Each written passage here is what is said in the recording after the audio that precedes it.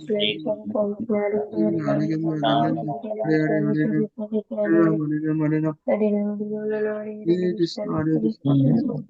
Krishna Chaitanya Prabhu Nityananda Shri Advaita Gadadhara Shivasadi Gaura Bhakta Vrinda.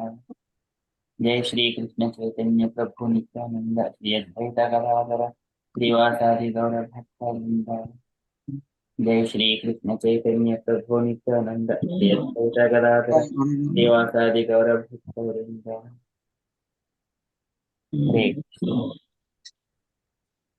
Hare Krishna everyone.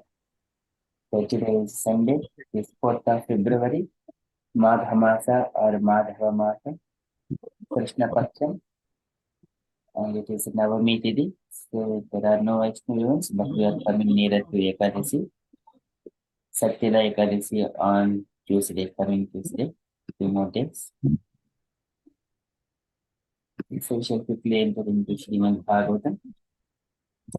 In the Srimad Bhagavatam, so Parikshit Maharaj has put all the inquiries from in front of Ch3 Goswami, who is ready to answer any kind of questions or the spiritual related questions.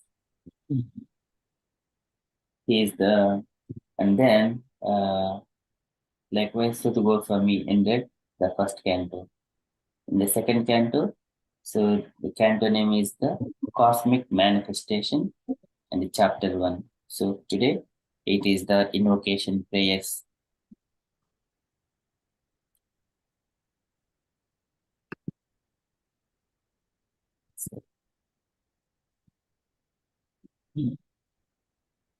Chapter 2.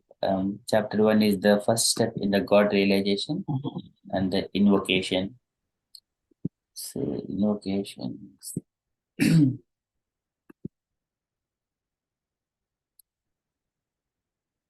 This offering our respectful obeisances to Supreme Personality of Godhead. Om Namo Bhagavate Vasudevaya. Om Namo Bhagavate Vasudevaya. Om Namo Bhagavate Vasudevaya. So that is invocation and starting of Srimad Bhagavatam as well. So translation for invocation. Om Namo Bhagavate Vasudevaya. O my Lord, the all-pervading personality of Godhead, I offer my respectful obeisances unto you. Purport by Srila Prabhupada. Srila Prabhupada ki jai. Vasudevaya means to Krishna, the son of Vasudeva, son of Vasudeva. Since by chanting the name of Krishna, Vasudeva, one can achieve all good results of charity, austerity, and penances.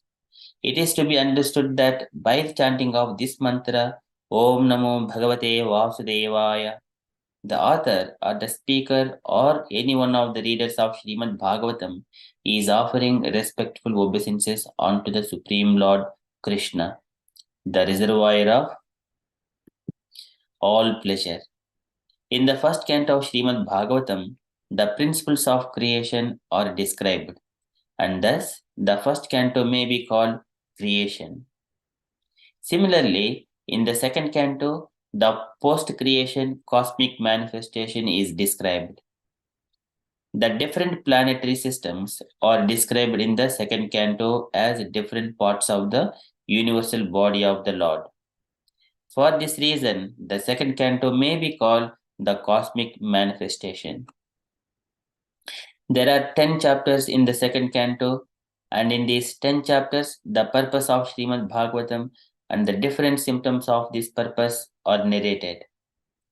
The first chapter describes the glories of chanting, and it hints at the process by which the neophyte devotees may perform meditation on the universal form of the Lord.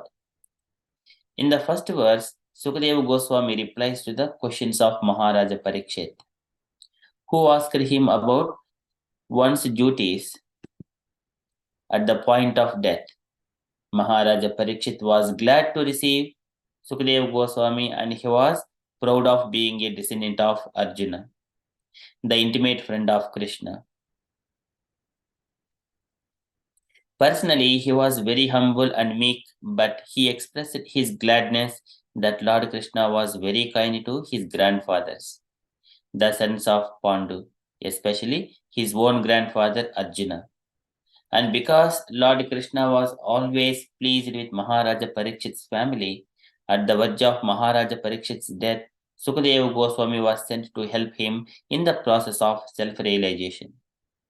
Maharaja Parikshit was a devotee of Lord Krishna from his childhood, so he had natural affection for Krishna. Sukadeva Goswami could understand his devotion. Therefore, he welcomed the questions about the king's duty because the king hinted that worship of the Lord Krishna is the ultimate function of every living entity. Sukadeva Goswami welcomed the suggestion and said, because you have raised questions about Krishna, your question is most glorious. The translation of the first verse is as follows. Srila Prabhupada ki jai. So this is the invocation Om Namo Bhagavate Vasudevaya. So Vasudeva is the Krishnaya Vasudevaya Devaki Nandanaya cha Nanda Gopa Kumaraya Govindaya Namo Namah. That Vasudeva. And also Krishna also mentions this one Vasudeva. There are few references like Bahunam Janmanamante Jnanavan Mam Prapadyate Vasudeva Sarvamiti Samahatma Sudurlabhaha. So what is Vasudeva here? Vasudeva, it is described Yattat Sattvam Swachatvam Shantam Bhagavataha Padam. It is Shantam Bhagavataha Padam. It is always peaceful. Yadahuhu Vasudevakyam Chittam Tad Mahadatmakam. And what is the consciousness of this entire cosmic manifestation? That is called Vasudeva. That is one thing. And in the Sota Goswami, in the beginning of the first canto, he also mentions what is the main things of all these things. In the summary of Srimad Bhagavatam, in the second chapter of first canto, Vasudeva Paraveda, Vasudeva Paramakaha, Vasudeva Paroyogo, Vasudeva Parahkriyaha, Vasudeva Paramdhanam, Vasudeva Parantapaha, Vasudeva Parodharmo, Vasudeva Paragatihi. So that is Vasudeva is the ultimate of everything. That is one thing. And also in the cosmic man, whenever Krishna expands himself into Chaturvyuha, it is Vasudeva, Sankashana, Pradyumna, and Aniruddha. Vasudeva is the pure consciousness, Sankarshana is the ego, and Pradyumna is the intelligence, and Aniruddha is the mind. So these are different expansions of Krishna whenever he manifests, either in the spiritual world, when he comes into this material world, they exhibit in this way: consciousness, ego, mind, intelligence. They are in the very subtle level. So that Vasudeva is one has to. Narada Muni says, Om Namo Bhagavate Vasudevaya Tubhyam Pradyumnaya Anuruddhaya Namah Sankashanaya Cha. In such a way, one has to worship the Supreme Lord with this mantra. That is not the instruction when he was speaking to Vyasadeva. So that is also we see in this Goloka chart, so where Lord is expanding himself, like Vasudeva, Sankashana, Aniruddha, and Pradyumna. Just it is in a so here it is the Pradyumna, and then here in the right side we see the Sri Vasudeva, and then Sankashana, and then here it is Pradyumna and Aniruddha. It is the expansions of Krishna in the four forms. It is mentioned in the Brahma Samhita as well. So that is one way of understanding. That is in the spiritual level. In the material universe, it is exhibited in the consciousness, ego, intelligence, and the mind. And then from mind, there are different things. Yat sankalpa vikalpabhyam, they will be manifested. Sankalpa vikalpa. From the ego, shantam vimudatvam, ghoram shantam vimudatvam. These manifest from the ego. Intelligence, from that, it Dravyajnana Vijnanam Indriyanam Anugraha. It will give the intelligence to the senses how they need to act at particular time. That is the Pradyumnas. He is the date. One is spiritual level and one is the material level. Material level is the mind, intelligence, ego. And here Vasudeva, the Chittam, it is the because why it is covered in this material world, it is a contaminated consciousness. But actually, before it is coming to the material world, it was pure. Yatapam prakritihi paraha. It is the Vrittibi Lakshanam Proktam Prakritihi Paraha. Before coming into this material world, it was just like a pure, but whenever it is coming here, it is contaminated consciousness. Actually, the soul, it doesn't contaminate at any point of time, but it has got some kind of desire. That's why it is covered by this material nature. So that is Vasudeva. That is Chittam Tad Mahadatmakam. It is the consciousness of this material universe.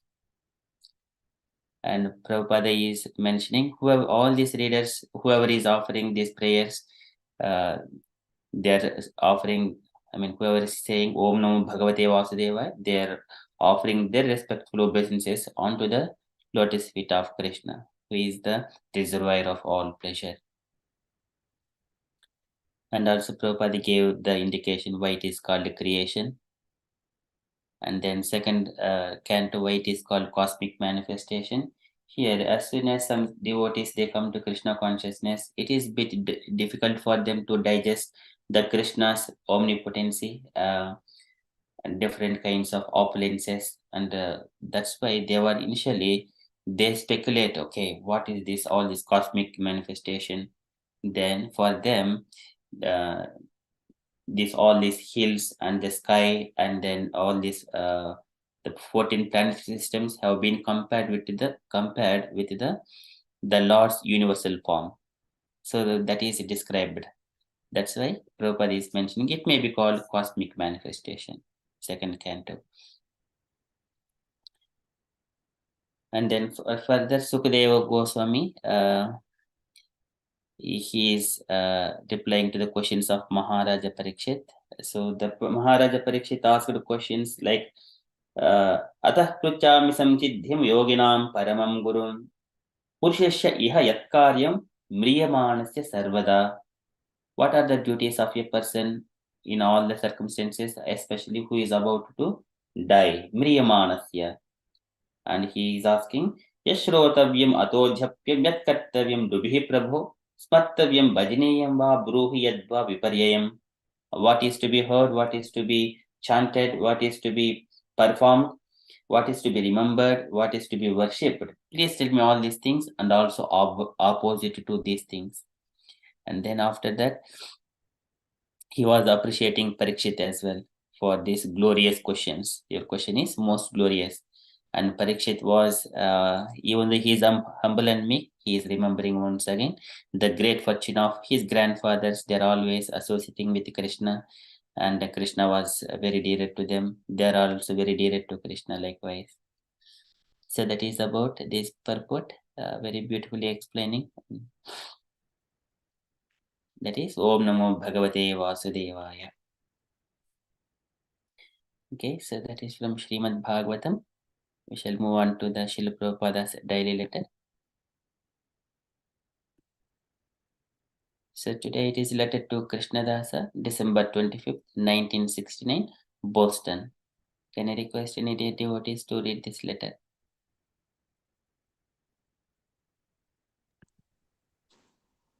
I can read, Prabhu. Yes, Prabhu. Yeah, please. My dear Krishnadasa, please accept my blessings. I am so glad to receive your letter dated December 17, 1969, with enclosed of $15, for which I thank you very much. You have signed your name as Krishna Das Naradhama, but actually one who is Krishna Das is Naradhama. But a Krishna Das can deliver all Naradhamas. I am always very much pleased with your humble attitude, and Vaishnava devotee of Lord Chaitanya always thinks himself as a Naradhama, the lowest of mankind, although he is Narottama, the best of mankind. Tamala is there in London, and I have advised him to go to the German Center and see things are very nicely managed. Now, the Krishna consciousness movement is given to you, some selected European and American boys and girls. Please try to maintain it heart and soul with faith in Krishna, and your life will be successful.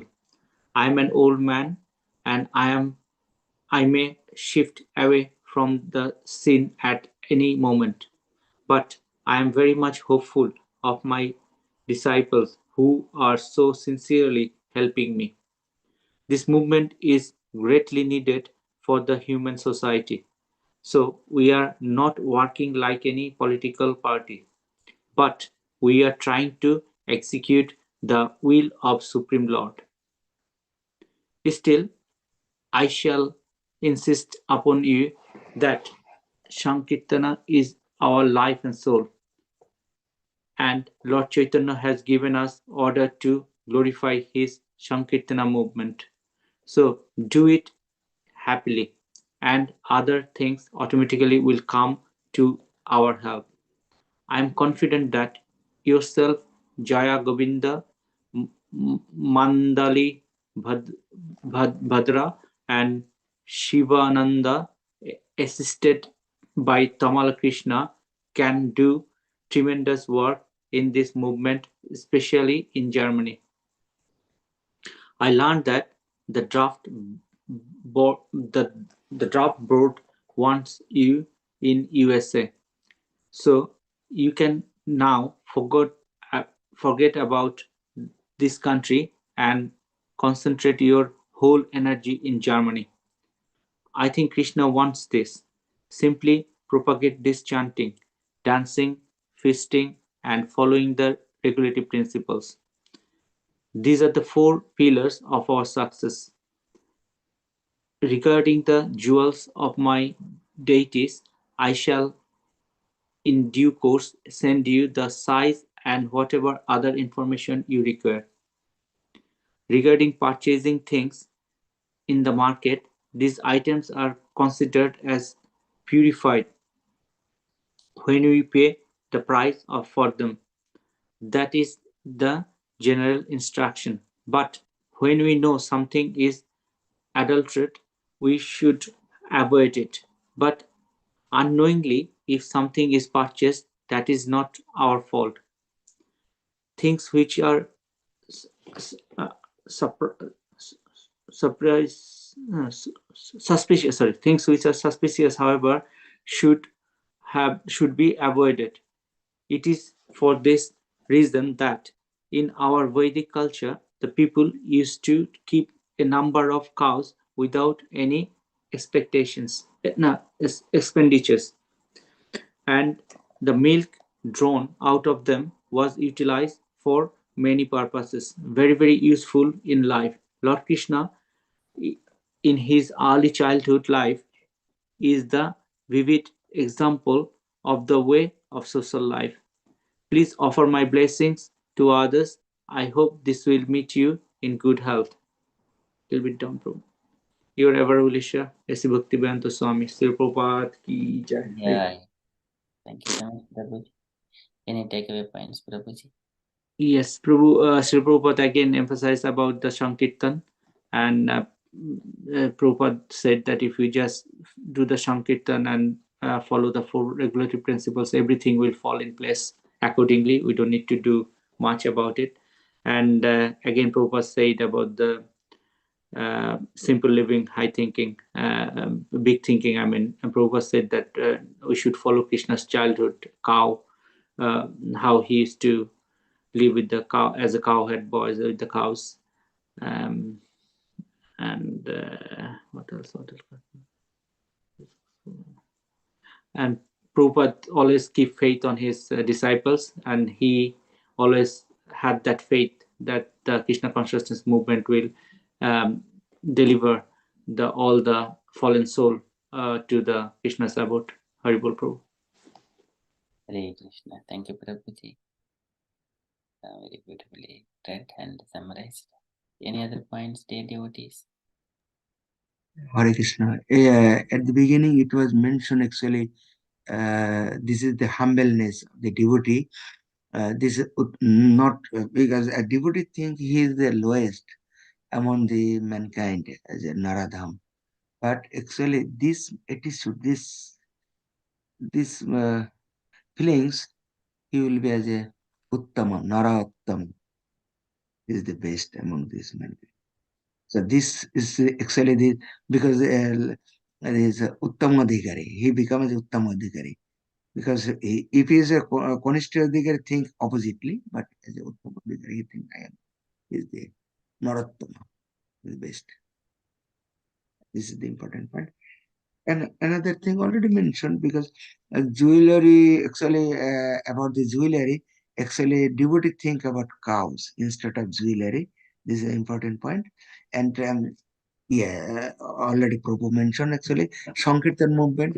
Prabhupada was thinking he can leave anytime, any moment, but he is confident about the devotee. His disciples are very good, very responsible person, and they can lead. Sorry.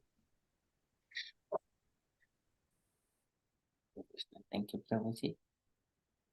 Any other comments?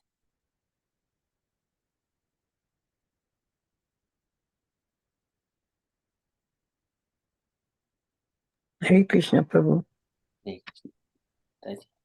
Yeah, I think one of the points was how important it is to jointly work together to cultivate the movement, and he pointed out all the things the one needs to do.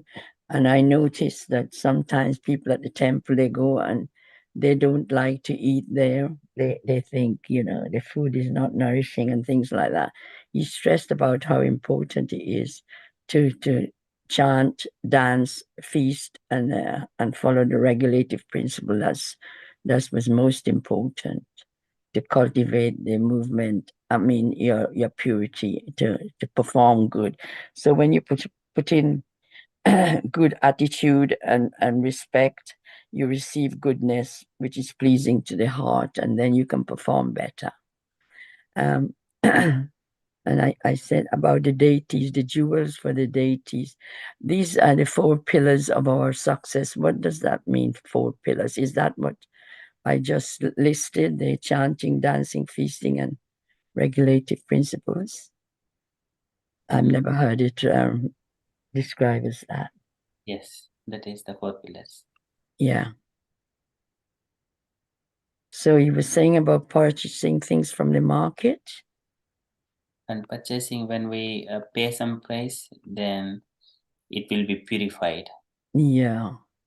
So the market might not be genuine. Is that right?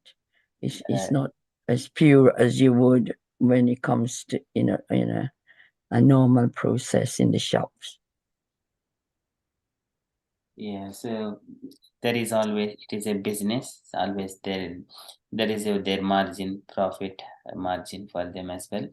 It doesn't, there may be so many other things as well behind. If you want one product, behind that there is so much of human labor, and some kind of violence also happens. So many things would happen, but when we pay the price, it will be purified. Yeah, it says that if it's suspicious because it goes to the market, you don't know how it's processed, whose hands it's been in, how it's stored, and all that. So instead of being following your suspicion and just go along with it, you've got to be auspicious and try and choose the right way. It might be a bit more money, but it's worth it. because the purity remains. What's this childhood life, Lord Krishna, in his early childhood life? That is about having the cows at home so that to live simply, not to depend on any shops or any other items or something like that. Yes, that's right. One cow would feed the entire family. So what Prabhu said about simple living, you are able to perform better because you're not contaminated with all sorts of distressing situation. You're just simple and enjoying and growing your own and providing your own nourishing food. Thank you, Prabhu.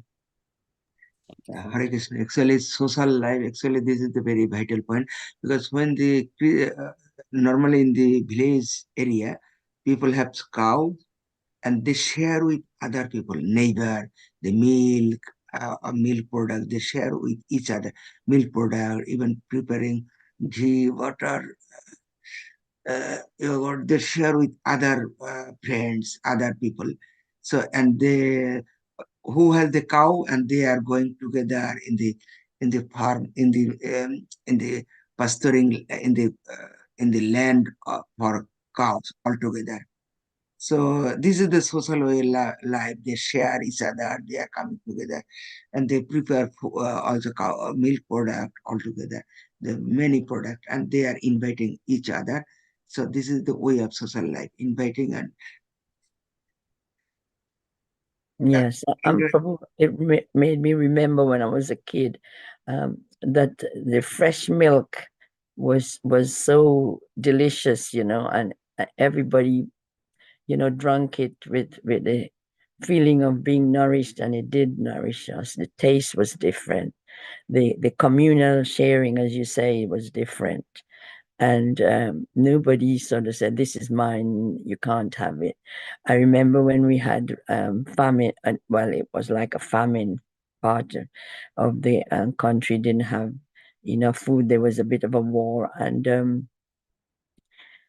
they were sharing one lump of butter amongst the whole community, tiny bit, but they were so happy to enjoy it and share. Nobody sort of said, I'll have the whole lot and you can't have this, like we see nowadays. So yeah, that was beautiful and good thought. So these kind of things are so, if from childhood you develop that kind of happiness and closeness, and you jointly do things together. You don't do it on your own and say, me, that kind of thing. Thank you. Hare Krishna. Thank you so much, Mataji. So yeah, simple life is very better and healthy. When we share it, we don't get fat. It will be shared among them, all of us. Everyone will be very happy. If we eat, then greediness and body will. Eating is also, it is not good, very good.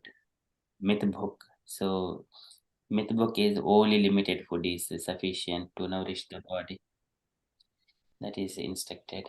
Okay, so thank you so much, Mataji. That is from Srila Prabhupada's letter. And from the announcements point of view, on Tuesday, our preaching session, our speaker is Usha Mataji, on Tuesday at 8 p.m. That is upcoming event. So, dear devotees, if you have got any further updates or you wanted to share anything on Krishna consciousness, kindly share. Otherwise, we shall move on to Ramayana. Hare Krishna.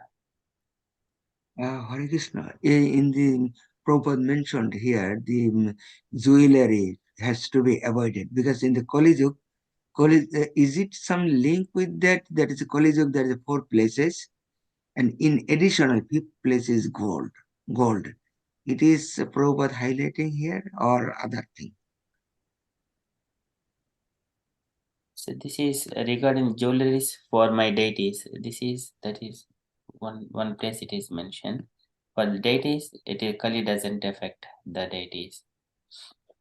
Yeah, if it is purpose for deities, then it will not affect when in the Krishna consciousness. So we should not purchase. I think another point is suspicious thing, because when the jewelry sometimes it should not be real or it's a fake on. If it is fake on, we should avoid it. Is it like that, or? The gold should not be kept in our home like a asset, kind of a property kind of thing. We can use a small amount of golds like jewelries for the women and or to wear it. That way it is all right for in one way, but not as a keep as a asset or as a investment. That is not recommended. So that is where Kali is residing with all other four things: intoxication, illicit association, and gambling, and the woman, everything. All four bad things are manifesting and in the subtle level on the gold. So that's why it is not to be kept as an asset. Nowadays, instead of money, they kept gold. Because what you will do, either you have to keep money or gold. You have to select one, either one of them. Yeah, I guess. Yeah, thank you, Prabhuji. So that is gold. We should avoid it. So Parikshit Maharaj, he used to uh, spend all this gold in the form of for the temples and everything for all the society. That way he managed it not to retain any gold with him personally. Okay, so that is from Srimad Bhagavatam. So we shall move on to the Ramayana. So today it is the chapter of so for last two chapters we have seen birth of Lord Ramchandra. Uh, in the in the part one, there is King Dasharatha's longing and birth of Lord Ramchandra. Now with the sage Visvamitra. So in the Vishwamitra has come and then he requested Dasharatha to send Lord Ramchandra with him. And then finally, Dasharatha convinced after Vasistha is saying those things too, saying about Vishwamitra's prowess and how great he is to Dasharatha. Dasharatha was now happy to send, but though he was not happy, but he was convinced. Okay, so today we shall continue with the chapter with sage Vishwamitra. So while Rama and Lakshmana they are going with Vishwamitra, there were some Vishwamitra also gave he sang very nice song, which is also nowadays it is singing in the temple of Lord Balaji temple or Lord Venkateshwara in the Tirumala. Kausalya Supraya Rama Purva Sanja Pravartate. So that song, it is waking up Lord Ramchandra and Lakshmana. So that also be part of this chapter, but we don't see those things here. Okay, we shall continue this reading of this Ramayana. Okay, we shall go in the alphabetical order. Can I request Debashish Prabhuji and Mampi Mataji both if available. Hare Krishna Prabhu. Hare Krishna Prabhuji. Do you want me to read this? Mampi is not here, Prabhu. So Yeah, sure, Prabhuji. Yeah, please read this. Visvamitra walked ahead of the two princes, who each carried a bow in hand and had a sword strapped in the waist, wearing on their shoulder two large quivers of arrows. The princes looked like a pair of three-handed serpents, following behind the sage. Their brilliant jewels set off their dark complexions. The two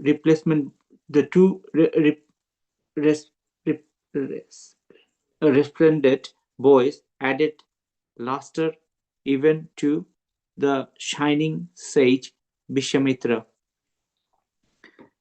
As the two gods,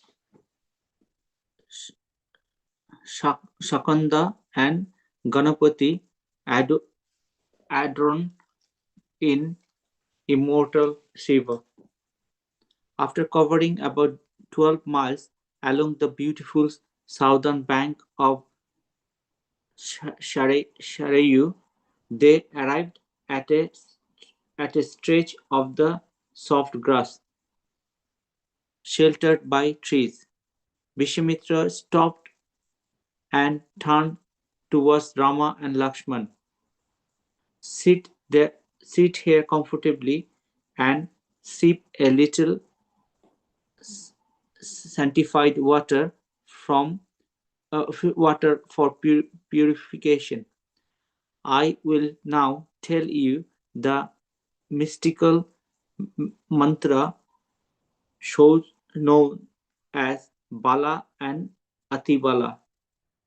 These hymns will confer upon your freedom from all fatigue and fever.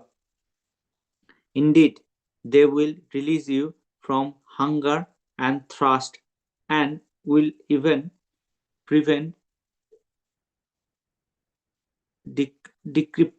decrepitude. While you mutter these scared spells, none on earth will be your equal in either battle, intellectual judgment, or argument. Bala and Otibala are sources of all wisdom, being the daughters of the self-born creator Brahma. Hare Krishna. Thank you, Prabhuji. Very beautifully read. So here, Vishwamitra. So after 12 miles, Vishwamitra has seen Lord Ramchandra and Lakshmana. So they have walked. They have never gone such kind of in the forest walking such kind of things. Now Vishwamitra is compassionate towards Ramchandra and Lakshmana. So to free from all this fatigue and hunger and thirst, he gave these mantras, Bala and Atibala. And also this is no one can be equal in the either in the battle, intellectual judgment or argument, who has got this Bala and Atibala, the source of all wisdom, being the daughters of the self-born creator. Thank you, Prabhuji. Okay, can I request next Gaurangi Mataji, would you like to go? Hare Krishna Prabhuji. Okay. Visvamitra looked upon the brother's face and he felt deep affection for them. Although he knew they were not ordinary men, caught of love, he wanted to serve them, acting as their teacher and guide. For their part, the princess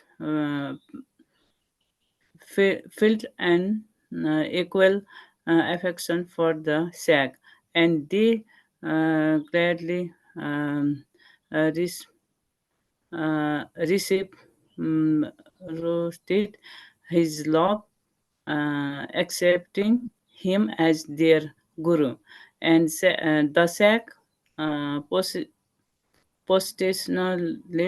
himself near the sated princess, and after sipping holy water for purification, held up his right palm and began chanting the mantras with a cheerful expression. Rama and Lakshmana received the two hymns from the sack. When the instruction was complete, they rested for the night on the bank of the river, enjoying the cool breeze that uh, waffled gently across the water. Shortly before dawn, Visvamitra, who had reminded awake in meditation all night, awake the two prince uh, calling out to them, or Rama and Lakshmana, O tiger among men, the sun approaches the eastern horizon, horizon, rise of now the perform your elevation. We must proud proud it. Next one, Prabhuji. Uh, Was that's it. thank you so much, Mataji. Okay. Hare Krishna. So here, this is the place where Vishwamitra, he was looking at Lord Ramchandra, and then uh, throughout the night and waking this Suprabhata. It is called Suprabhatam. It is a very beautiful song that he wake up Lord Ramchandra and Lakshmana. So saying that Kausalya Supraja Rama Purva Sandhya Pravartate Uttista Narsardhola Kartavyam Daivamanikam. So what it means, O Rama, the son of Kausalya, the sun is about to rise in the eastern skies. Please arise to offer the early morning oblations.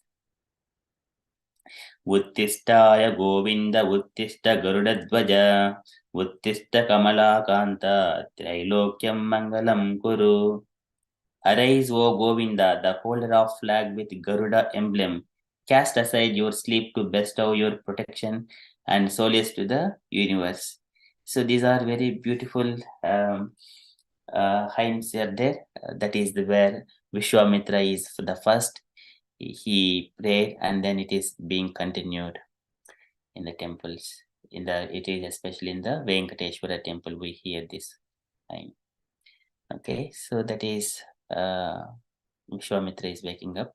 Okay, we shall proceed next. Can I request next Jahnakanya Mataji? Hare Krishna. I noticed in those 3 verses, Sita Mata wasn't mentioned. Which one, Mataji? Those 3 verses about worshipping the brothers. So here, Vishwamitra is waking. At the time, they are not yet married. They're still. All right. Okay. Yeah, Vishwamitra is taking Rama and Lakshmana along with him to protect his sacrifices. So at that time, So they were young. Yes. A young. Yeah. Okay, Haribo. Yeah, after 10 days of sacrifices, then when he finished, and then when he goes to Mithila to see Janaka, at that time they will see Sita Mata. Hare Krishna. Yes, thank you, Mata. Hare Krishna. The brothers immediately rose and bathed in the river. After their prayers and meditations, they approached Visvamitra and bowed at his feet. The sage, having bestowed blessings upon the boys, again led the way as the sun rose upon another cloudless day. Soon they saw the river Ganges, where it met with Sarayu, where it met the Sarayu. On the bank of the Ganges were many simple dwellings made from leaves and mud, in which there lived a community of ascetics. The princes asked Vishvamitra about the heritage. The sage, remembering the history of the site, laughed heartily and told them the story of how Cupid had once come to assail Shiva here. A very long time ago, the god of love had a human form, on one occasion, he had been bold enough to fire his arrows of love at the unconquerable Shiva. The powerful Shiva, who had been absorbed in deep meditation at the hermitage, became infuriated and gazed at Cupid with his third eye. A searing flame shot out, reducing Cupid's body to ashes. From then on, Cupid became known as Ananga, the bodiless one, and the land there became known as Anga. Hare Krishna. And that's one more. Oh, sorry. Finishing the tale, Vishvamitra said, all these sages are disciples of the glorious Shiva. Let us halt for the night here and converse with these mystics, O princes. O princes, let us, all these sages are disciples of the glory. Let us halt for the night here and converse with these mystics, O princess. Thank you, Mataji. So here, so when Vishwamitra is taking Rama and Lakshmana, so they are going through different kinds of hermitages, and as children in the sense they are not two children in the youth, around 15 or 16 years, less than 16 years of age. So they were asking Vishwamitra, like a grandfather, he was a grandfather, what is this? What is this? Of course, he wasn't their God. They are the supreme personality of Godhead. But that is the way of inquiring whenever they meet sages, what is this? Please explain. And then Vishwamitra taking the time and explaining all this to Rama and Lakshmana.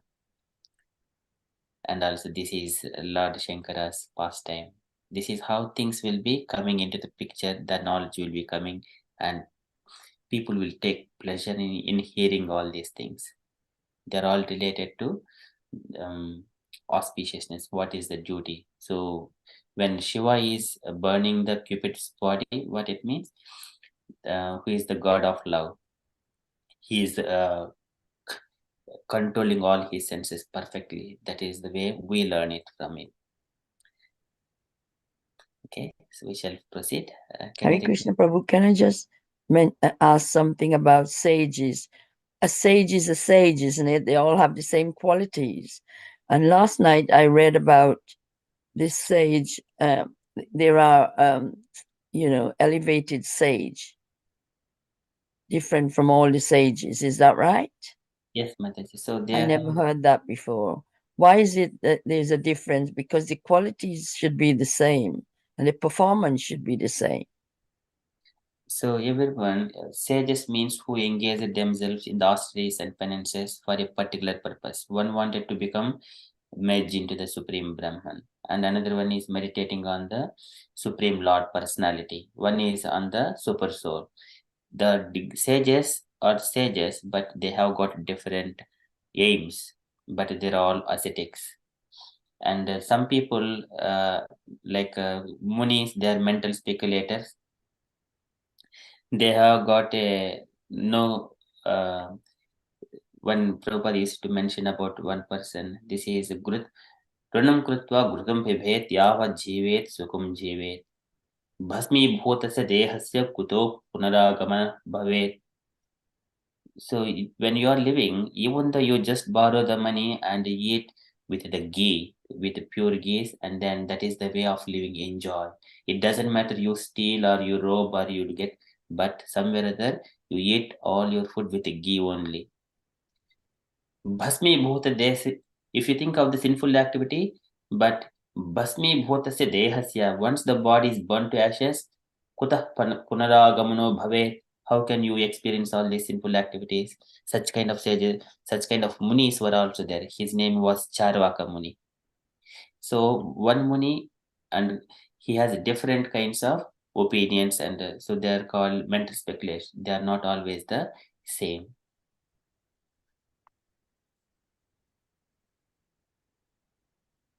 And a bit about stealing and eating. I thought, I suppose because Krishna stole the butter, is it similar to to the ghee, Mm, stealing the ghee and eating it. No, not that one. So he is saying on the Oh. material platform, just All to right. Okay. satisfy your body. Yeah. Okay, Haribo. Hare Krishna. Thank you, Mataji. Thank you. Okay, so we shall move on to the next one. Can I request Malati Sahi Mataji? Hare Krishna Prabhuji. While Visvamitra spoke, the ascetics dwelling in the hermitage sensed from a distance the approach of the sage and the prince, realizing who they were, those who worshippers of Shiva, who himself always worshipped Vishnu, felt happy in heart and came out quickly to greet their exalted guest. Having been graciously received, the three travelers performed their evening rituals and took a simple meal of forest fare. Visvamitra entertained the assembly with the ancient tales of heroes and sages of the past.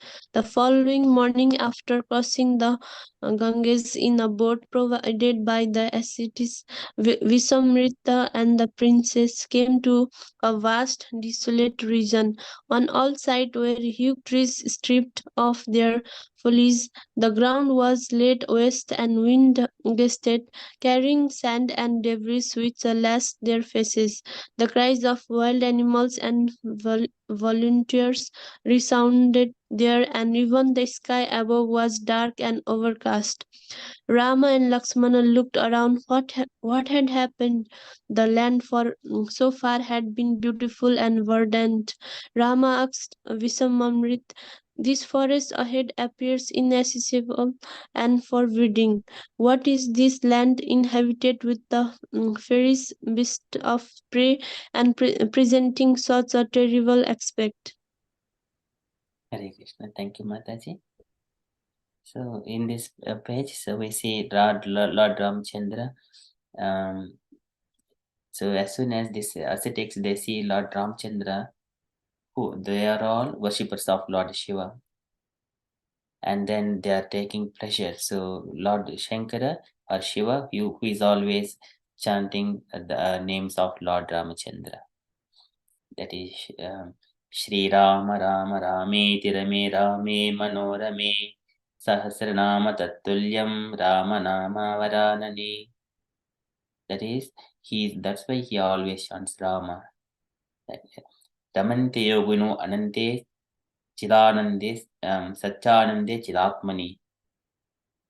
That is Idipadena Iti Ramapadena. So he is called Lord Ramachandra. That is Param Brahma Vidite. He is the Param Brahma. That so now the sages and all these worshippers of Vishnu, they are seeing, they felt very happy in the heart and came out quickly to greet the exalted Ramachandra and Lakshmana. That is the beauty of it. Okay.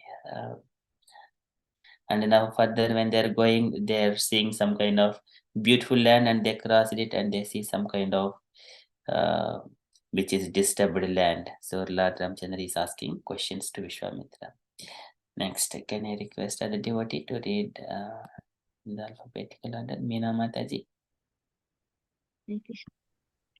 Smiling even in the face of the fearful sin, Visvamitra replied, "My dearest Rama, a long time ago this was the site of the prosperous kingdom built by the gods. It came to pass on one day that Indra became afflicted with the sin of killing a Brahmana, overcome with impurity.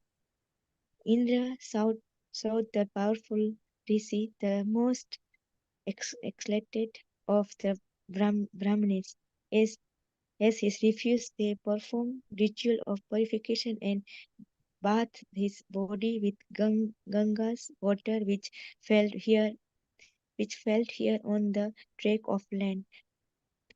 Pleased with his land for receiving his impurities, Indra blessed it, saying, Here will rise two great kingdoms which will flourished for many years and will be known as Malada and Karusa. The purity had stopped at the edge of a forest of bare tree as Visvamitra spoke. The way ahead was virtually enveloped enveloped by darkness. Terrible sound emanated from the forest. The sage continues telling the brothers about the land. Some time after Indra had founded the cities, there came to that region a Yaksha woman named Tar- Tar- Ataka. Tataka, as powerful as a thousand elephants and able to assume any from any form she desired. She was the mother of Marich, who now assailed Visvamitra heritage, for fearsome and filled with malice towards all being. Tar- Tarka constantly ravaged that land and then no one lived there. Although it was once the site of flourishing cities, it was now almost impossible to even approach. Hare Krishna. Thank you, Mataji. Now they have come to the place where even though there were two cities, now because of the Tataka and all the cities bit looking very fearful. It is impossible even to approach. That is a fearful situation now in that forest. There were Malada and Karusha. So Vishwamitra is saying those, and it is for Rama to understand. That's why Vishwamitra she is the only one, and her children Marich and Subahu, they are the ones disturbing my sacrifices, and it is just giving indication that you are going to face those demons now. Okay, we shall continue. Hare Krishna Prabhu. Hare Krishna. The first paragraph, it says Indra killed a Brahmin. I've never heard that story before. What was that about? Why would you want to kill a Brahmin? So here there are some pastimes with Indra. So once he neglected his spiritual master Bruhaspati, and Bruhaspati disappeared from his visibility, and now Indra has lost spiritual master. He doesn't have anyone to guide him, and later on he has accepted another Brahmana as his spiritual master. He's son of Twasta. He has got 3 heads, and but his father is Twasta is the brother of Indra only.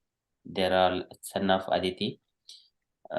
So in other way, the Brahmana is another son to, like a son to Indra. So he has got 3 heads, and but his mother coming from the Daitya's family.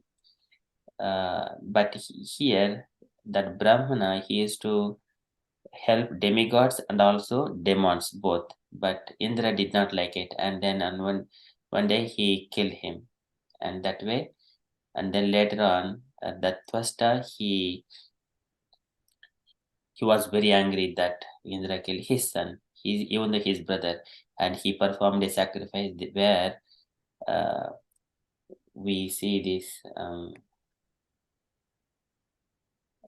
the devotee. I don't remember exactly now.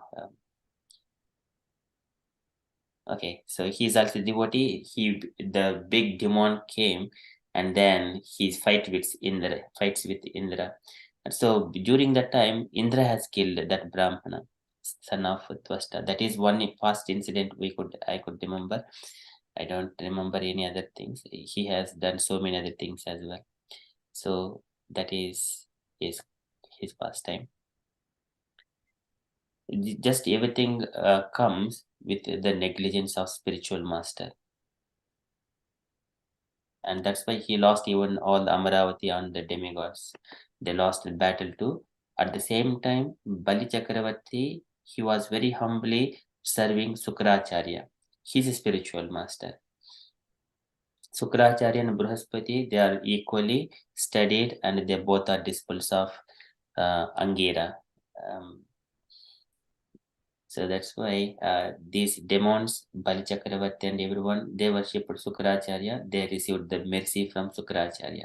They were able to defeat all the demigods also. Brahma says that this Bali and all these demons, even they could defeat me because they have received the spiritual master's mercy. So that is Hare the Krishna. Yeah, and even in those days, they actually could take another guru. Is that right? yes. Yeah, so it's allowed now as well. Yeah. आचार्यमं विजानीयात् न अवमन्येत करिः चेत् नमच्च बुद्ध्या असूयेत सर्वदेव मयो गुरुः. That is Krishna's instruction to Uddhava. He is Sarvadeva Mayo Guru. One has to worship his spiritual master with humble manner, never and never ever neglect. Okay, so now here Visvamitra is in that position, so he is giving all these answers to Rama and Lakshmana. So and they are very perfect disciples to Visvamitra. Okay. Thank you, Mataji.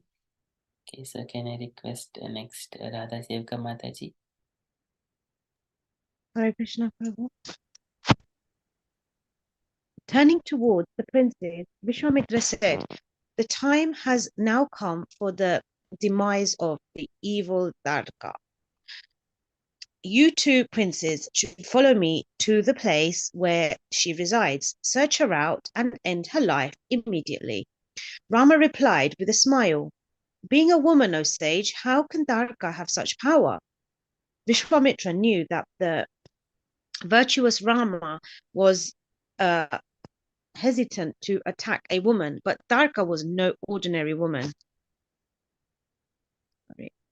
The sage described her background. She had been born as the beautiful daughter of a great and powerful yaksha named Ch3. As a youth, she was given a boon by Brahma that she would possess the strength of 1,000 elephants. She married the famous yaksha Sundar, and was eventually killed as a result of a curse made by the sage Agastya. When Darka learned of her husband's death, she became infuriated with Agastya, and along with her son Marichi, she rushed towards the sage, desiring to kill him. The sage stood his ground. He said to the two advancing yakshas, "As you act so wickedly, may you both become demons. O Darka, you shall lose your attractive form and instead become an ugly man-eating Rakshasi." Agastya then vanished from the spot. Vishwamitra raised his hand and indicated the path ahead of them. Darka had turned the entire region into a desolate forest by her malevolent presence. She was always angry and she would attack anyone who approached the area. Hare Krishna. Thank you so much, Mataji. Very nicely read. So this is once again the sage is giving the pastimes. So Tataka is once upon a, she is a very beautiful woman and wife of Sunda, who is Yaksha, and she has got 1,000 elephants power.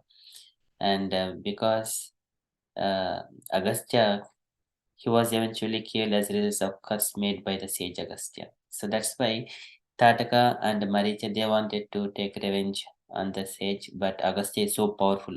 Vasistha and Agastya, they are together.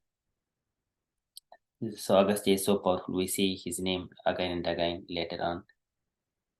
So whenever Lord Ramchandra and Lakshmana are meeting these sages, he is receiving benedictions from all the great sages. That we have to remember and acknowledge.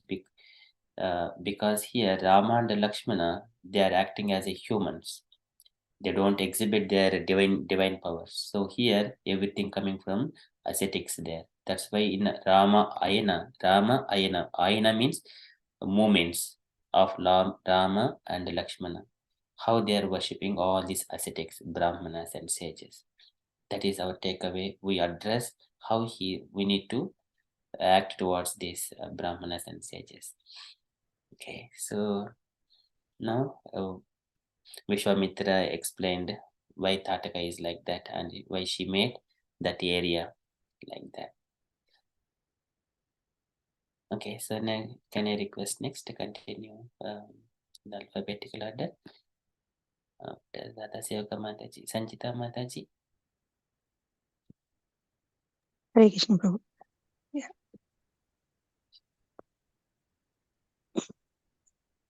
Having told the brothers Taraka's history, the sage reassured them. Although the scriptures state that a woman should always be protected and never attacked, in this case, you need not fear any sin. The killing of Taraka is necessary for the good of society. One wishing to protect the afflicted must sometimes perform even a seemingly sinful act. This is the eternal duty of kings, O Rama. You should not hesitate. Citing other historical examples of kings and gods who had killed evil women, Vishwamitra urged Rama to quickly kill Taraka. Ram accepted the sage's order and grasped his golden bow. Standing steady for combat, he said to Vishwamitra, "My father instructed me on leaving Ayodhya that your order should be followed without hesitation. In obedience, then, to both his hand and your command, I shall now face the fierce Rakshasi. I wish to do good to the Brahmins and cows in this region, as well as to satisfy your holy self. Please point out to me the whereabouts of that wicked demon." Vishwamitra led them a little further into the wilderness. Rama twanged his bowstring, which produced a terrific sound, filling the four quarters. All the forest animals were terrified by the noise. Hare Krishna. Hare Krishna. Thank you, Mataji. So here Lord Ramchandra hesitating to kill Tataka, and Vishwamitra says, "Do not think like that, you can kill him." And he gave the reasons. And then here, whenever Lord Ramchandra is doing, I'm not doing for my sake, and I'm following the spiritual master instruction. And also he says, this is only to do good to the Brahmins and cows in this region. Otherwise, even though she is a demon, I do not kill. That is the Rama's always the vow.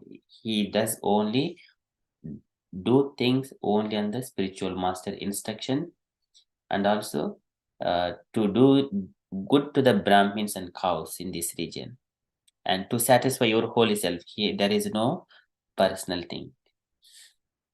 Okay, and then further he is also asking, where is the Tataka demon? Okay, we shall follow next. Next, Usha, can I request Usha Mataji, please? Yeah, Hare Krishna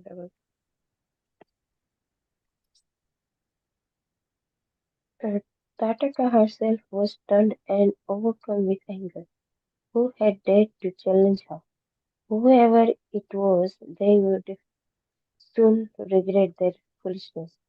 She came out from her cave and ran towards the source of the sound, screaming horribly.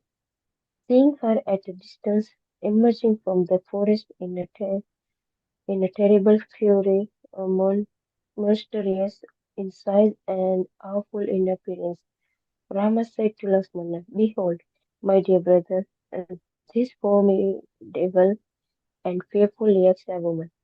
The very sight of this sinful wretch would break the heart of the timid. Watch me put her to fight with my sharp arrows. In truth, I do not really want to kill her, as she is a woman.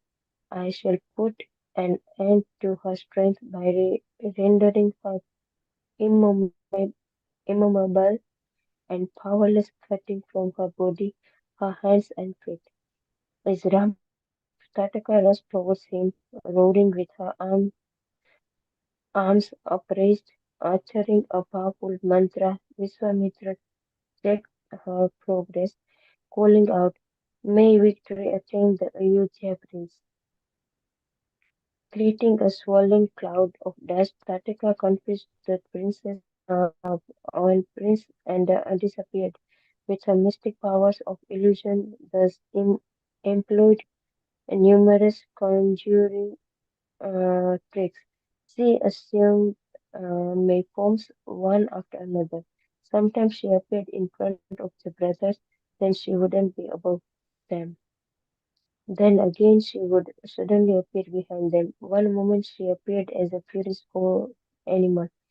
In the next moment she became a terrible looking pain. Then she swooped down upon them as a great cloud bird, hurling upon the brothers huge rocks and boulders. She screamed fearfully. Hare Krishna. Hare Thank you, Krishna. Mataji. Um, so here in Lord Rama is saying to his brother about this Yaksha woman, Tataka, and he says, in truth, I do not really want to kill her, and he is just only to check her power. That's all. That is what Rama is doing now. And then later on, what demoness will do later on, we'll see. And she is doing all treacheries and tricks on Rama and Lakshmana and Vishwamitra now. Okay, it is very beautiful story. Can I request next Gaurangi Mataji? So kindly follow the cycle. Sorry, Hare Krishna Prabhuji. Rama flew into a wreck. He mm, parried the rocks with a shower of shafts from his bow. He shot arrows with blinding speed. His bow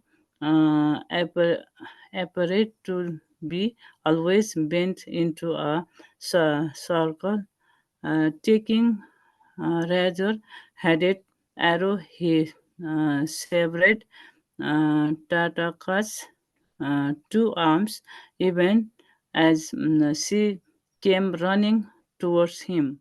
Lakshmana also became furious. He released sharp arrows with deadly accuracy and slight of her nose and ears. The Yaksha woman disappeared and rose up to the sky.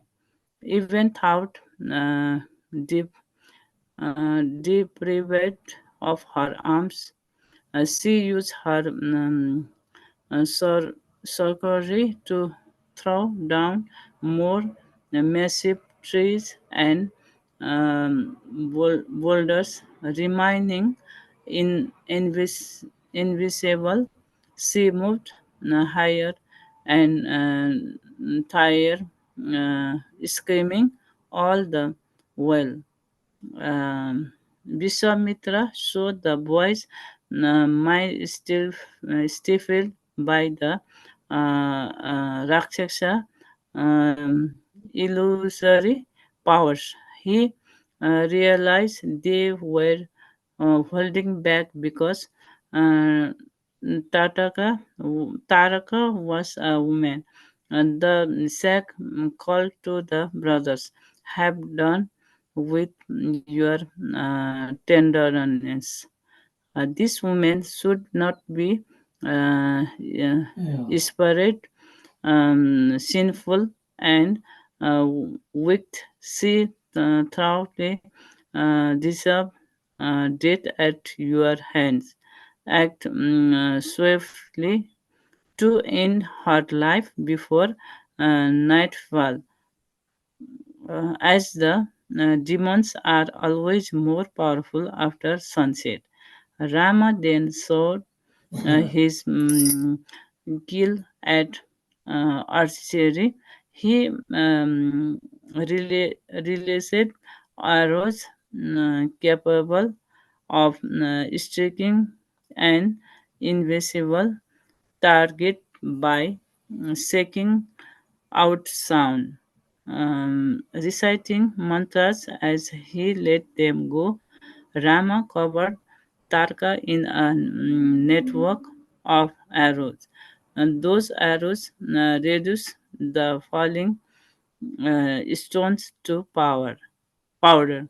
They peri- pirates they pirates the Rakshasi and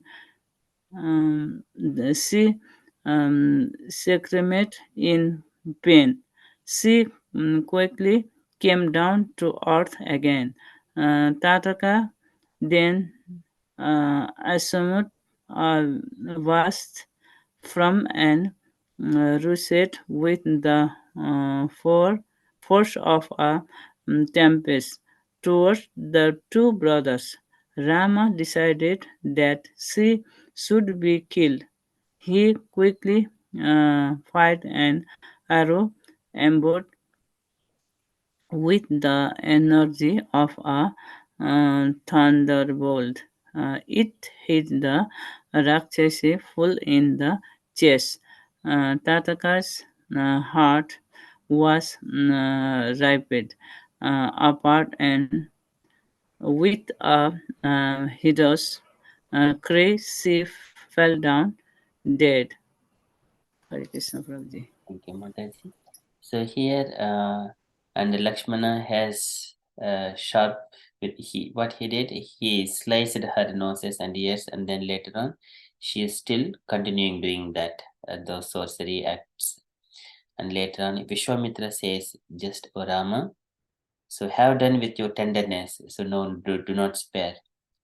So here, Vishwamitra says, she thoroughly deserves death at your hands, in the hand of the Supreme Personality of Godhead, Ramachandra's.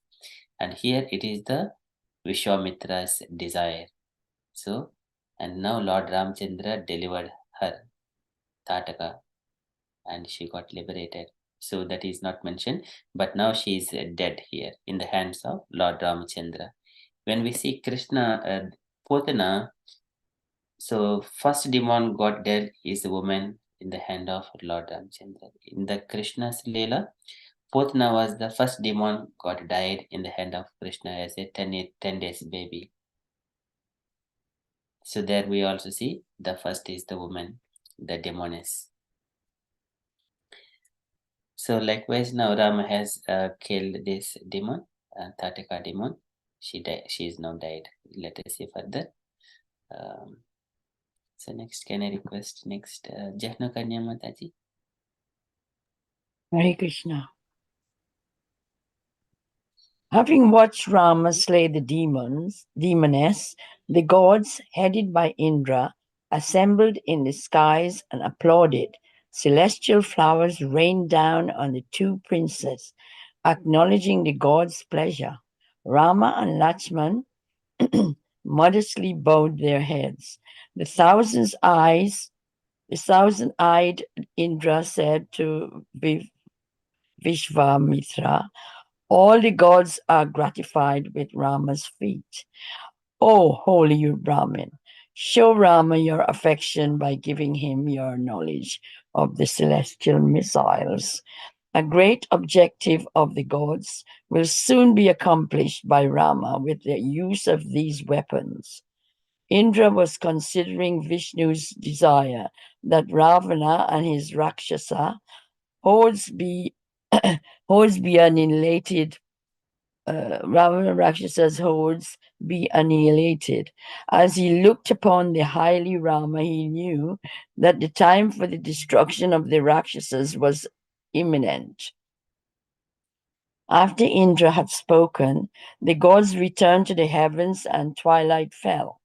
Embracing Rama and Lakshman, Vishvamitra said, let us remain for the night in this forest. Freed from the curse of Tataka, it is now rendered so very peaceful and attractive. In the morning, we shall continue on to my hermitage. The three of them rested for the night, praised by heavenly bards and singers who had assembled in the canopy of the sky. Hare Krishna. Hare Krishna. Thank you, Mataji. So here once again Indra appeared in the scene, and then he suggested Visvamitra to give all the knowledge of celestial missiles. So Visvamitra has got them from Lord Shiva before in order to defeat Vasista. So now all these missiles will be given to celestial missile will be given to Rama and Lakshmana equally. And now Rama understand that, so Rakshas destruction was imminent. And now the forest where Tataka was killed, it is now peaceful and attractive. And then further, so they're going to continue their journey. And then this heavenly Apsarasas, Gandharvas, they sing and dance in the kind of canopy of the sky. Okay, so that is glorious pastime, first pastime of Lord Ramchandra. So to kill the demon. Okay, we can continue next. Meena Mataji, can I request Meena Mataji, please? The next morning, Visvamitra remembered Indra's word. He set the two princes down and faced them. Steady your mind, O heroes, for I shall now tell you the knowledge of the gods' mystic weapons, including even those presided over by the invincible Brahma, Shiva, and Vishnu. Equipped with the knowledge, you will be able to bring under your control even the host of gods and demons, including the Gandharva and Nagas, the powerful celestial separate serpents. Visvamitra sat facing the rising sun, and after purifying himself by sipping water and intoning scared hymns, he began to repeat to Rama a string of mantras capable of invoking the celestial weapons, calling each weapon by the name of the presiding deity. Visvamitra delivered to Rama all those divine missiles, thousands in numbers and difficulty for even the gods to remember in their entirely. As they were called, they came before Rama in their shining eternal form. Some appeared like glowing coal, others were smoking, while others were brilliant like the sun or moon. Filled with joy at being called to Rama's service, they stood before him with folded hand and asked for his command. Rama accepted them with affection and asked them to personally appear with his mind whenever he thought of them. The personified Mrs. replied, "It shall be as you say." Taking leave of Rama, the weapon circumlanded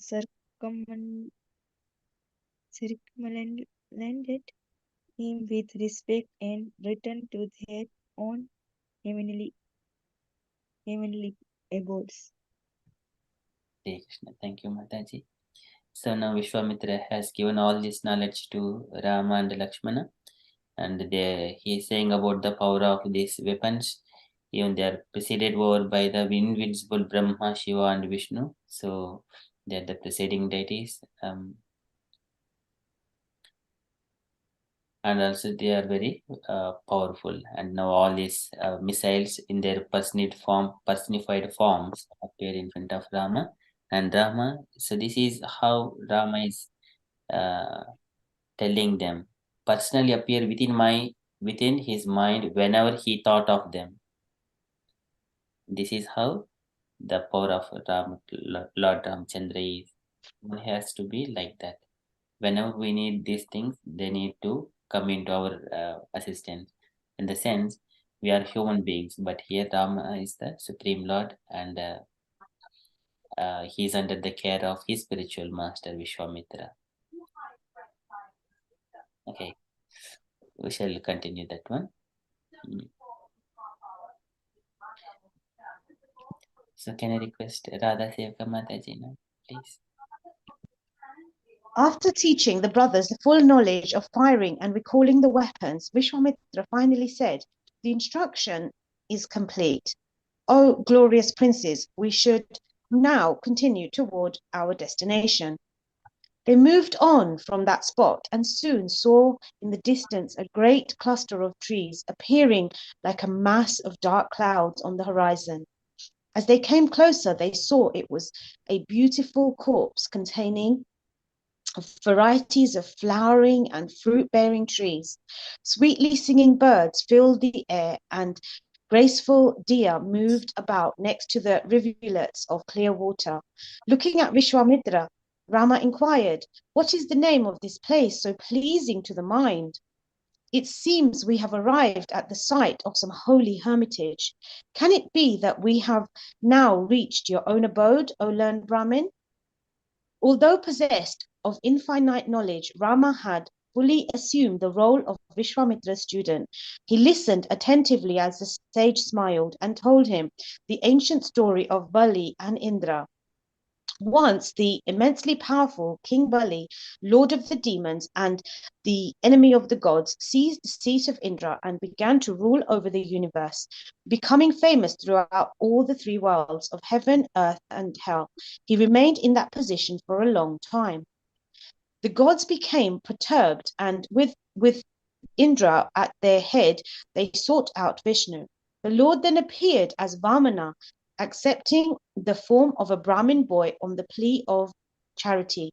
He took from Bali of the three worlds, restoring them again to the gods. Vamana then remained for some time at this hermitage known as Siddhashram, sanctifying it by his presence. Vishwamitra concluded, "It is here that I have my dwelling, O Rama. Let us go there now." Hare Krishna. Thank you so much, Mataji. It is so beautiful here. Vishwamitra is saying, Lord Ramchandra is asking, "Is it your hermitage, O great sage?" And he is telling about the Siddhashrama's pastime. And yeah, about Lord Vamanadev and all those things. Remained for some time at his hermitage. This is Vamana then remained. Because of presence of Vamana, it is so peaceful. That is Siddhashrama. So we see this kind of places, number of places. Vishwamitra is going to explain to Rama. Okay, so that we shall continue. So beautiful to hear and read. Next, can I request Sanchita Mataji? Hare Krishna Prabhu. Taking the two princes by the hand, the sage entered his hermitage.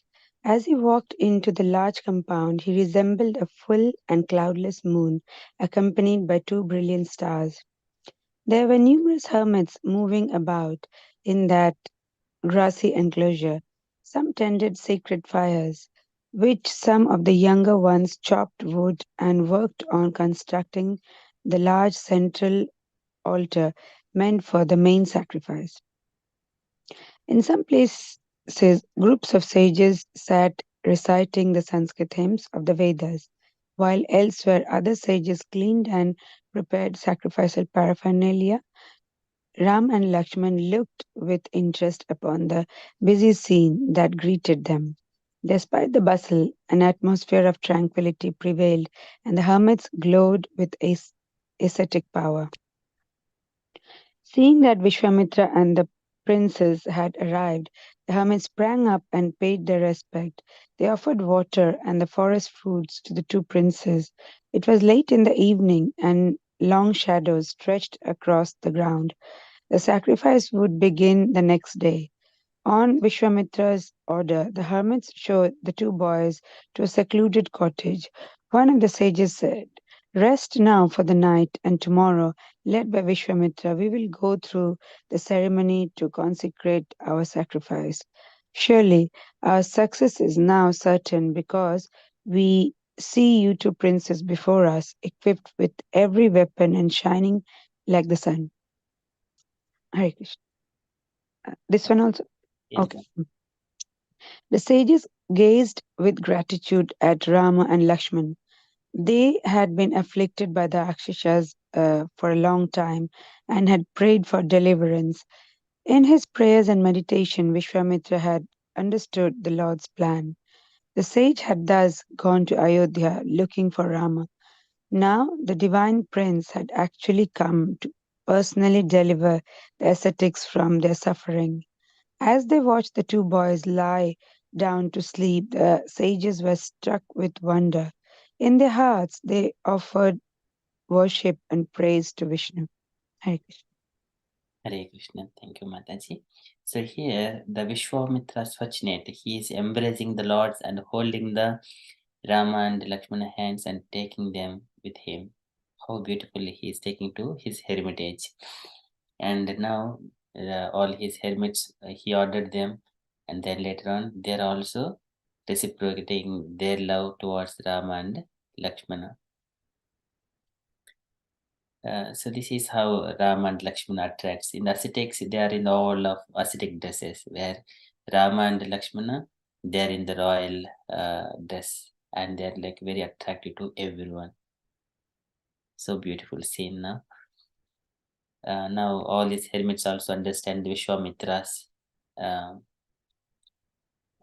Vishwamitra had understood the Lord's plan as well. So in his prayers and meditations, Vishwamitra had understood the Lord's plan. So the sage had thus gone to Ayodhya looking for Rama. So now the divine prince had actually come to personally deliver the ascetics from their suffering.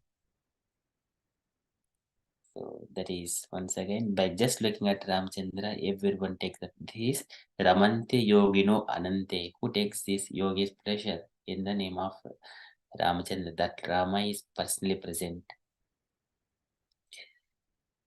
So in their hearts, they offered worship and praise to Vishnu. So now Rama is personally present in front of those Yogino Anante. Okay, we shall continue. Usha, can I request Usha Mataji, please? Yes, Brother Hare Krishna. Before dawn the next morning, the princess rose and went through their daily rituals. After offering obeisances to Visvamitra, they sat down by the side of the sacrificial altar. Facing the sage with folded hands, Ram asked, "O venerable sir, please tell us when and where we can expect the evil Rakshasas to appear." Visvamitra remained impassive, but the other hermits applauded the boys, saying they're relentless to tackle the demons. One of them replied, "Visvamitra is now observing a vow of silence, which he will keep for the next 6 days and nights, remaining awake throughout. At the end of that period, close to the completion of the sacrifice, the two demons will assail this area with all their force. But be ready for the treacherous Rakshasas uh, could appear at any time." The princes were eager for a fight. They stood vigilantly by Viswamitra's side as he sat silently meditating upon the sacrificial hymns. Rama learned Rama leaned on his great bow, which stood almost as tall as him. Lakshmana held in his hand a shining blue sword, its golden handle impressed with bright gems. As the sixth night approached and the final rituals were being performed, the sacrificial fire suddenly blazed forth furiously. A loud clamor came from the sky, which was covered over by clouds. Swooping down upon that sacrifice, the two Rakshasas, demon Maricha and Subahu, appeared from the sky. They were accompanied by their fierce and terrible-looking followers. As they spread their uh, so, sorcery, sorcery tons of blood and pus, as well as large pieces of flesh, fell upon the altar. Blazing fires sprang from the earth, and hot coals flew everywhere. Hare Krishna. And thank you, Mataji.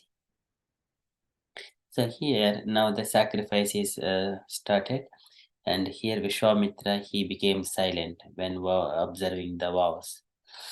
So that's why other sage is speaking to Ram and Lakshmana. So you be ready. And here, whenever we are also chanting in day-to-day basis, we have to observe the silence. This is a biggest weapon. Maunam sadasana jaya stairyam prana jana sanaihi. So that is the way to conquer the senses. Silence, controlling the tongue, and also eating as much as controlling the tongue is also very important. So now Vishwamitra he is on the that vow, and so now 6th day is approached, and Ramchandra is also these descriptions we can also see in the form of pictorial representation or movies. Whoever is completely scrutinizingly read the scripture, they can make a beautiful picture when Lord Ramchandra is leaning on his bow, which is as tall as him, and Lakshmana was also standing. So that is beautiful descriptions, and understand we are seeing the visual form of Rama and Lakshmana and the sacrifice here.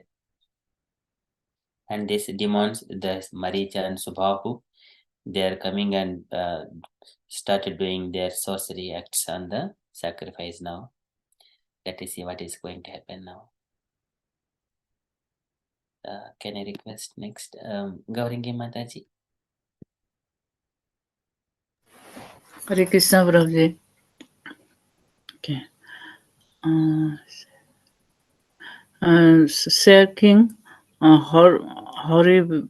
horribly, the Rakshasa dance about waking havoc. The hermits fell back, but this time they were not fearful. Visvamitra quickly stood up. It was time for these evil began to receive their just deserts. They had defiled his sacrifice once too often. They would not to do so again. Gathering the other ascetics, Viswamitra moved aside and ordered Rama to attack the Rakshasa. Rama became infuriated upon seeing the uh, scenes of devotion. He rushed forward toward the Rakshasa, calling to his brother, was now as I am secretary these wicked demons who feed on raw flesh. Even as he spoke, Rama continuously walked his bow.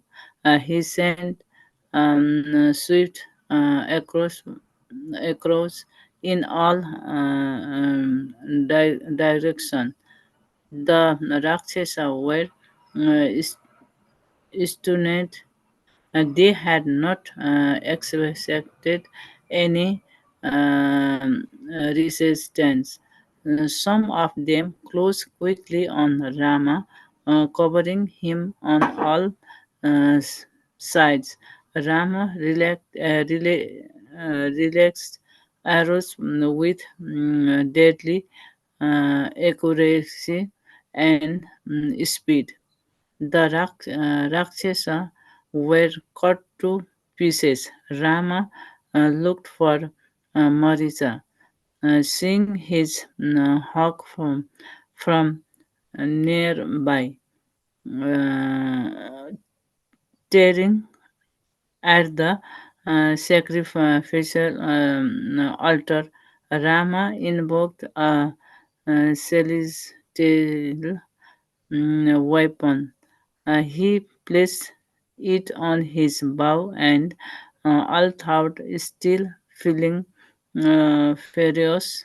He calmly said to Lakshman, I shall relax the Manava weapon preceded over by the father of the gods Manu.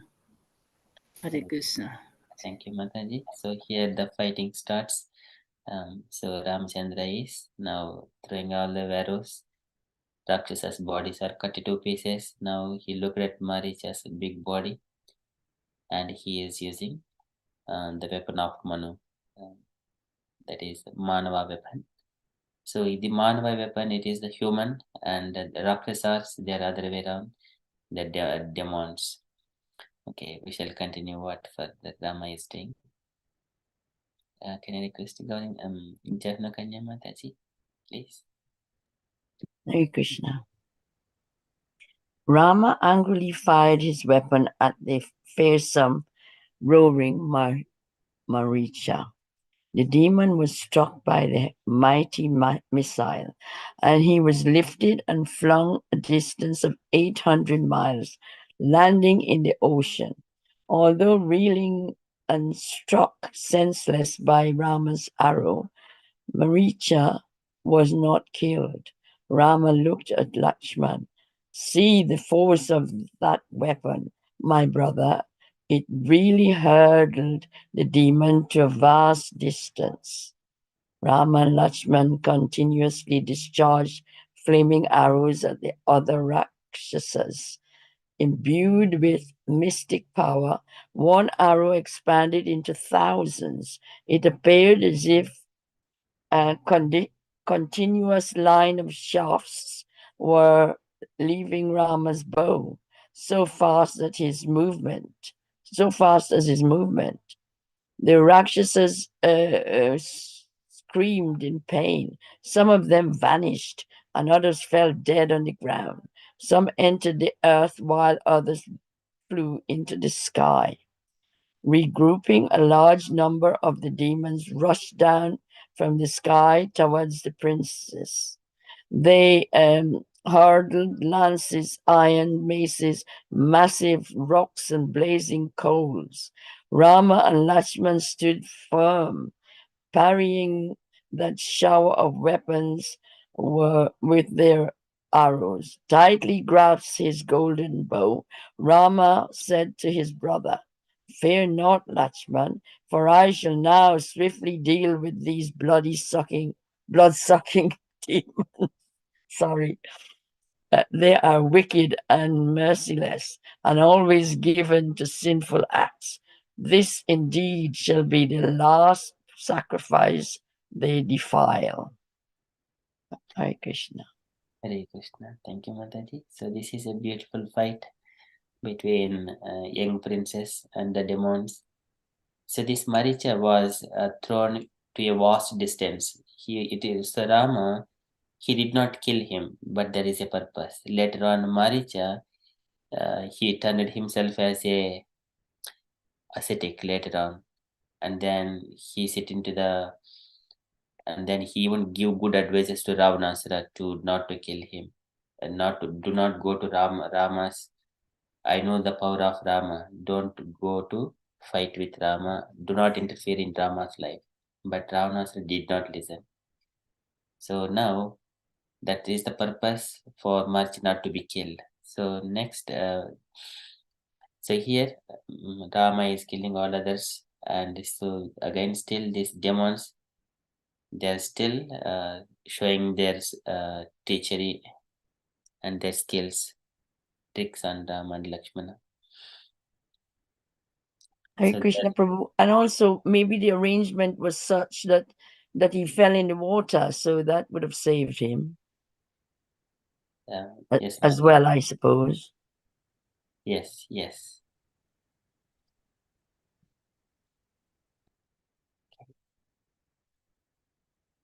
And then so Rama is showing his prowess to kill all this. It is not to show that one, but it is killing all the demons. It is good for them and to be die in the hand of Rama. That is also uh, his Marich also says that one. Instead of dying in the hand of Ravana, so it is better to die in the hand of Rama. That was his decision. So here directly all these demons were died in the hand of Rama. Okay, so that is, we shall continue to read. Can I request now Meena Mataji? Having said this to his brother, Rama moved with agility, evading the rocks thrown by the demons. He invoked the weapon presided over by the god of fire, Agni, fired from Rama's fully extended bow. The weapons hit the Rakshasas Subadhu full upon the chest. His heart torn apart, he fell dead on the ground like an up, up, uproot tree. Uproot tree.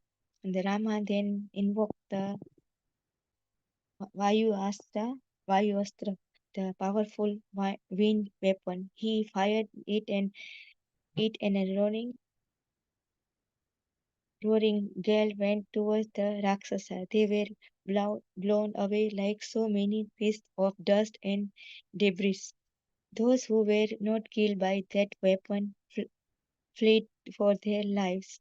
As the clamor of the battle died down, Rama and Lakshmana felt their anger subside.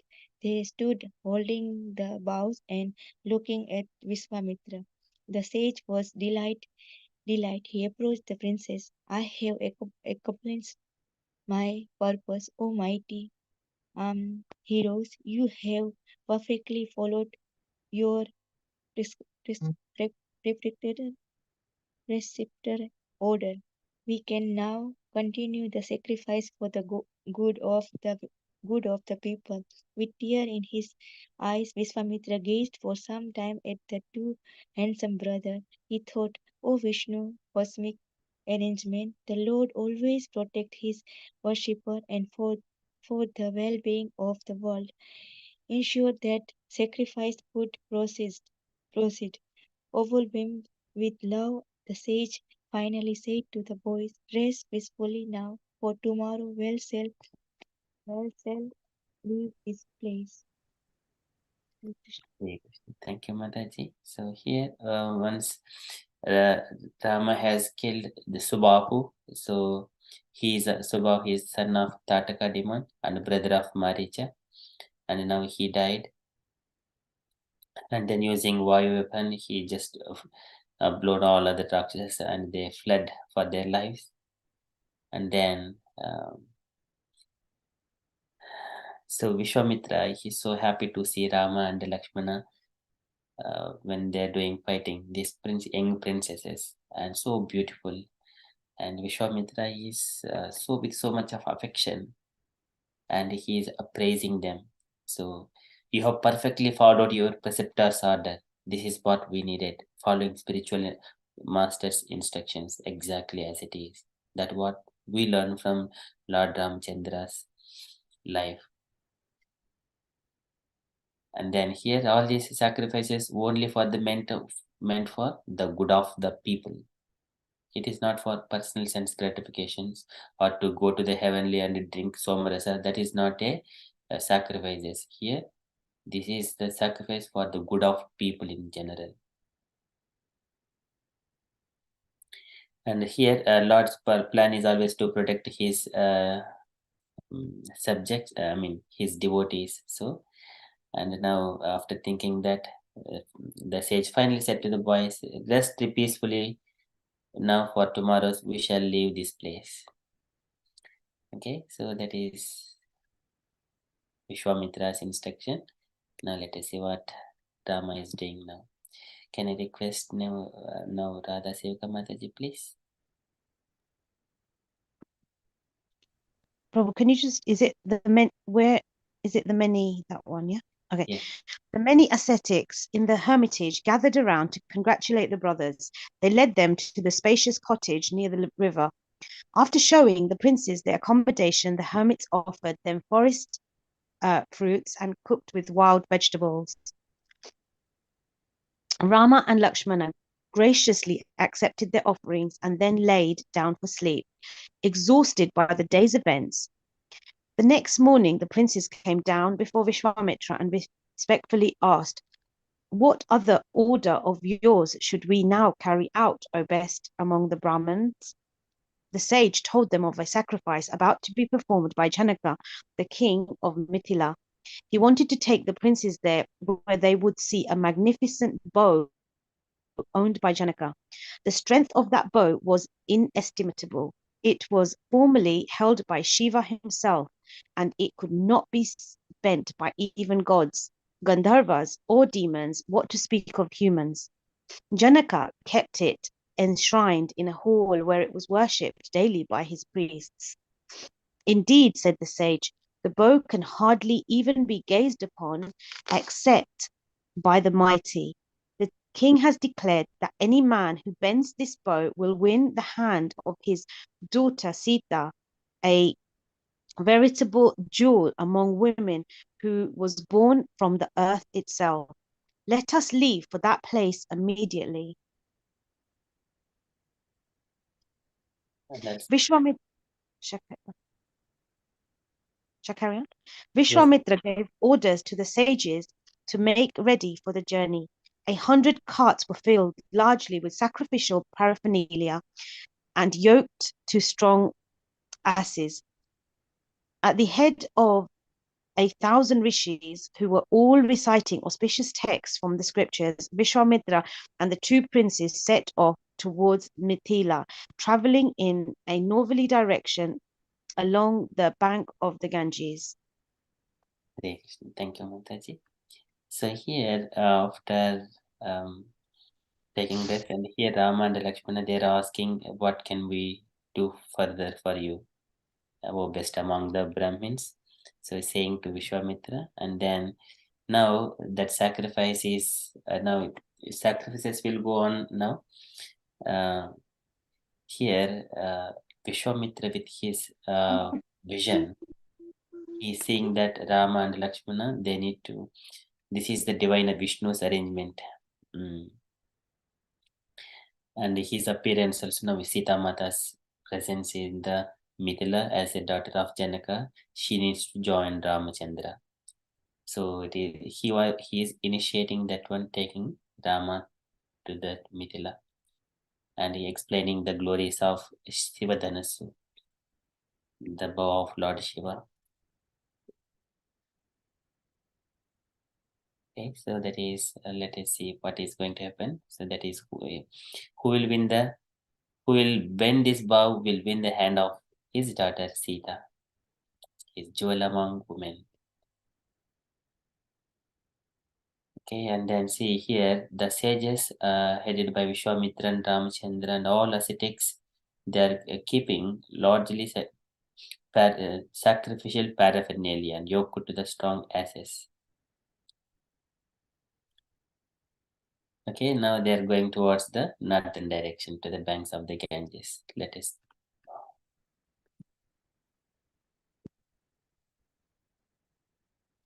Okay, can I request next Sanjita Mataji, please?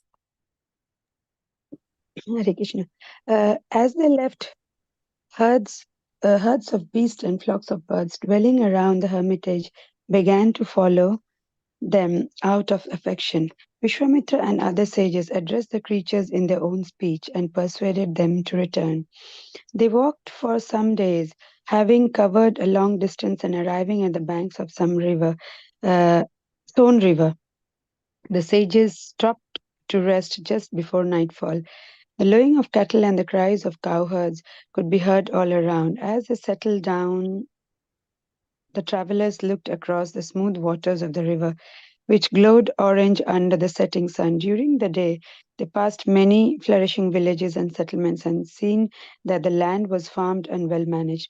Rama, seated comfortably among the ascetics, asked Vishwamitra where they were.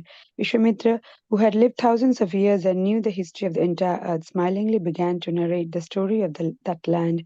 It was called Kushanabha, Kushanabha, after an ancient king of the same name who was the son of Rishi named Kusha. Kushanabha was Vishwamitra's grandfather. Having descended in the line of Kusha, Vishwamitra was also known as Kaushika, and he had an elder sister named Kaushiki. After unfailingly serving her Rishi husband, she had ascended bodily to heaven and later became the holy river Koshi. Vishwamitra had for a long time led a life of asceticism on the bank of that river by the side of the Himalayas because of his desire to perform a sacrifice. He came down to the plains, and it was soon after that he had secured Ram's assistance. Hare Krishna. Hare Krishna, thank you, Mataji. And here, once again, when they're going and they have come upon this Son River, this is, and then all these people are looking at Rama and all these sages. And now,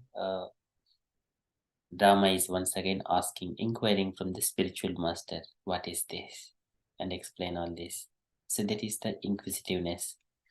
And Vishwamitra, sometimes he's also called Kaushika, his sister Kaushiki, and he is the grandson of Kushanabha. So it is once again because of his pastimes, his family dynasty. Later on, another person is going to narrate that particular story about Vishwamitra to Rama. He doesn't want to say about himself. We will see that one also. So here, Vishwamitra is also called Kaushika. And that Kaushiki river is still flowing in the Himalaya mountains somewhere. And he knows everything. He has been living for many, many years. His performances are tremendous. Okay, that is about Vishwamitra. So can I request next Usha Mataji? Yes, Guru, request. The evening passed as Visvamitra told this and other tales. Seeing the honest onset of night, the sage at last said, "The beasts and birds are buried in sleep, and all the quarters stand enveloped in darkness. The firmament shines brightly with stars as though covered with innumerable, innumerable eyes. Here rises the moon, dispelling the darkness of the world and spreading his soothing rays all around. Fe- fearful host of noc- nocturnal fiends are freely roaming here and there.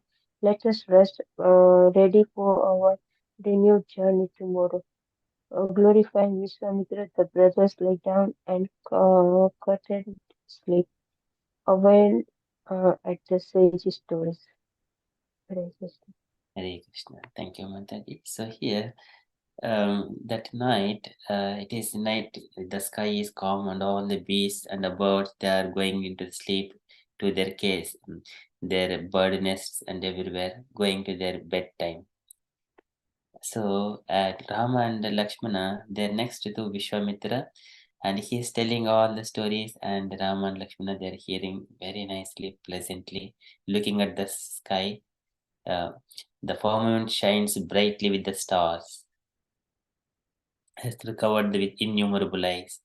So they are looking at the sky. So beautiful picture. This is what, as a children, uh, next to the father, when father is talking about Bhagavatam or things and looking at the sky, this is the feeling. One has to feel it.